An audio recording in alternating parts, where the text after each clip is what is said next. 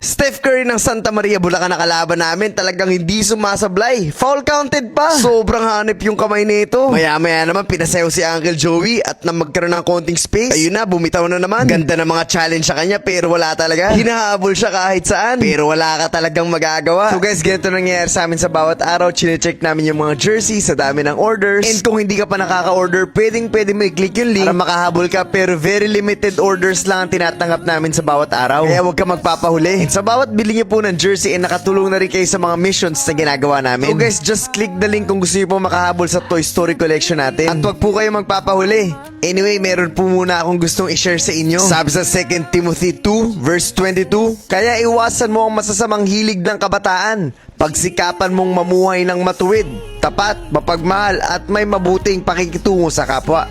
Kasama ng mga tumatawag sa Panginoon ng may malinis na puso. Sabi doon, iwasan mo ang masasamang hilig ng kabataan. At sa huling linya, sinabi doon, kasama ng mga taong tumatawag sa Panginoon ng mayroong malinis na puso. Ibig sabihin, mamili ka daw ng kasama mo. Yung mga tao daw na talagang totoo sa Panginoon. Kasi marami naman talagang nagsasabi na sumusunod ako sa Panginoon. Maraming nagsasabi na nakilala ko ang Diyos na meron akong tiwala sa Kanya. Kaya lang hindi sila tapat at totoo. At napakadaling sabihin. Umiwas ka sa kanila. At paano mo malalaman yon? Sa uri ng lifestyle, sa kung paano magsalita, sa kung paano sila magdesisyon. Kasi kahit anong gusto mo na sumunod sa Panginoon, kung maling tao ang nakapalibot sa'yo, hindi mo to magagawa. Baka ang maisip mo pa, nagagawa mo naman kahit hindi naman talaga. Ang nangyayari, pinaglalaban pa natin yung mali. Kasi mali din yung pag-iisip ng mga tao sa paligid natin. Kung gusto mo maging tuwid, tapat, mapagmahal at merong mabuting pakikitungo sa mga kapwa mo, ang una mong gawin, sumama ka sa mga tamang tao. Tulad ng sinabi ko, makikita mo yun sa actions, makikita mo yun sa kung paano sila mabuhay, hindi sa kung ano yung sinasabi nila. At kung talagang gusto mo magbago,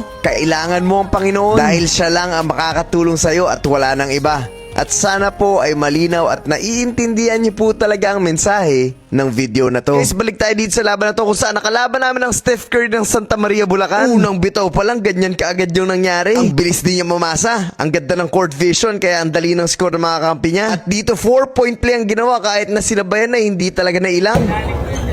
Third quarter.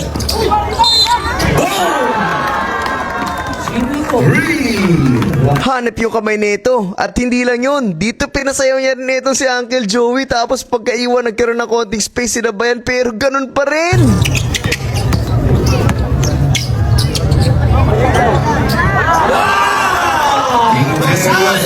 Sumabla yung kalaban, na-rebound namin, kaya lang pagpasa na-intercept niya, tapos pag-intercept niya, napakagandang pasa dun sa ilalim, bawing-bawi ka agad yung score namin. Tignan nyo naman tong fast break na to guys, hinahanap lang siya, tapos kahit sabayan mo, mayroon ng kamay sa mukha, pasok pa rin. O nga palagay sa mga gusto mag-invite sa amin sa isang Dive Series, i-message na to number na to, at malay nyo, dyan na kami dumayo sa mga susunod. Kahit ano pang hinihintay guys, message na at magkita-kita tayo sa mga dayo. Dito hindi natuloy yung alley-oop niya, tapos pinasa dun sa labas, pero siya pa rin yung hinanap. Ang ending, imbis na 2 points, naging 3 points pa. Napakatindi ng kamay nito. Dito naman, ibinababa namin yung bola. Ang ganda ng depensa ng kakampi niya. At ando na kaagad siya bumababa. Quick pull up. Siguro naman alam niyo ng resulta. Hanip yung kamay ng Steph Curry ng Santa Maria, Bulacan.